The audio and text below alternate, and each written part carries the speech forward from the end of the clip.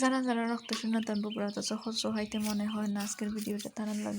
তার লাগে আমি হতটা কচু খাটাই আনাই লইছি আনাই আবার ডেকুর মাঝে লইয়া দইয়া কিন্তু সুন্দর করে মজাই নিব মজা নিয়ে আনলে আমি একটা খড়াইয়ের মাঝে তেল দিয়া রসুন দিয়া বাগার দিয়ে নিলাম তার মধ্যে পেঁয়াজও দিলেছি পেঁয়াজ দিয়ে হত খান নাড়াচাড়া হওয়ার বাদে আমি এর মাঝে দিলাম হত খান হলুদ গুঁড়া দিয়ে দিলাম বাখর গুঁড়া তার বাদে সামান্য পরিমাণ মরিচের গুঁড়া তার বাদে কাঁচা মরিচ দিলাম ওখানে আমি হলটি মশলারে লগে খসাই লিমু খসাই হারলে দিলাইছি ইসা মাছ দিয়েও বেলা কইরা ভাজা ভাজা করে লিমু মাছটারে এরকম কচু রান্দা খাইলে যার ইচ্ছা করে না কচু খাইতে তারাও খাইতে পারবো পেট ভইরা ভাত আর রক্ত শূন্যতা দূর হইব